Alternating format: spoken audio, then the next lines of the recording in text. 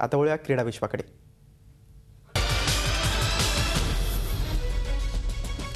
Johannesburg टेस्टच्या चौथ्या दिवस अखेर दक्षिण आफ्रिकेला विजयासाठी 320 धावांची गरज आहे। चौथ्या दिवस अखेर दक्षिण आफ्रिका 2 विकेट्स गमावत 138 धावांवर खेळते।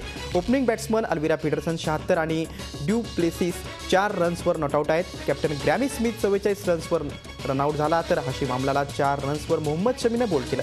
तत्पूर्वी टीम इंडिया 421 रन्सवर ऑल आउट झाली। चेतेश्वर पुजाराने 153 तर विराट कोहलीनं 96 धावा केल्या।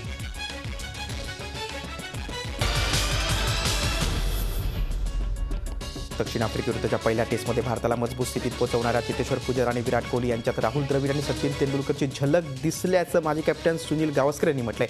पुजारा आणि विराट हे द्रविड आणि सचिनचा वारसा पुढे चालवत आहेत। पुजारामध्ये असलेली रनची भूक ही द्रविडप्रमाणे आहे। पुजारा द्रविडप्रमाणेच टीमच्या भल्यानुसार आणि तंत्रशुद्ध बॅटिंगचं दर्शन करतोय। कोहली 4थ्या क्रमांकावर सर्वोत्तम बॅटिंग करतो। या दोघांनी द्रविड आणि सचिनचा पदभार व्यवस्थितरित्या सांभाळला असं गावस्कर म्हणतात।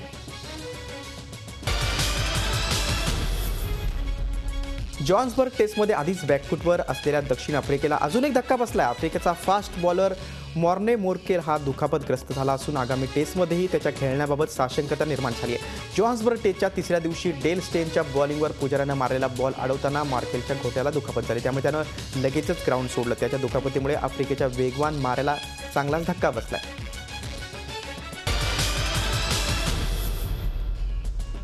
तब्बल 1 वर्षानंतर टीममध्ये कमबॅक केलेला झहीर खाननं 4 विकेट्स घेत आपल्यामध्ये अजूनही खूप क्रिकेट शिल्लक असल्याचं दाखवून दिलंय।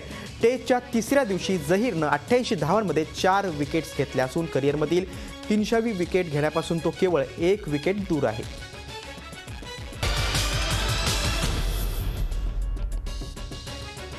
पाकिस्तानमध्ये क्लब क्रिकेटमध्ये 22 वर्षीय जुल्फिकार भट्टी या क्रिकेटरला खेळताना छातीवर बॉल जोरात लागला आणि त्यामुळे या अपघातात त्याचा मैदानावरच मृत्यू ओढवला। या घटनेनंतर पाकिस्तानमधील सर्व देशांतर्गत क्रिकेट टुर्नामेंट स्थगित करण्यात आल्या आहेत। सुपर क्रिकेट क्लब टुर्नामेंटमधील ही मॅच होती।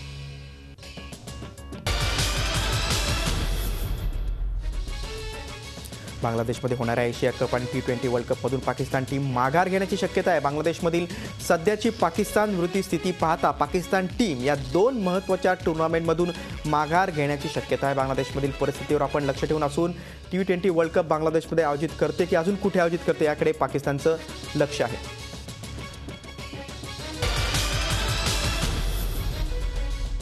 भारतीय फुटबॉल टीमचा कॅप्टन सुनील छेत्रीला 2013 सीझनमधील अखिल भारतीय फुटबॉल फेडरेशनचा सर्वोत्तम फुटबॉलपटूचा मान मिळाला आहे। AIFFनं अध्यक्ष प्रफुल्ल पटेल यांनी वार्षिक सर्वसाधारण बैठकीदरम्यान या पुरस्काराची घोषणा केली। माझी निवड करणाऱ्या प्रत्येकाचे मी आभार मानतो। देशातील फुटबॉलपटूसाठी हा पुरस्कार म्हणजे मोठी बाब असते असं तो म्हणतो। झी 24 तास एक पाऊल पुढे।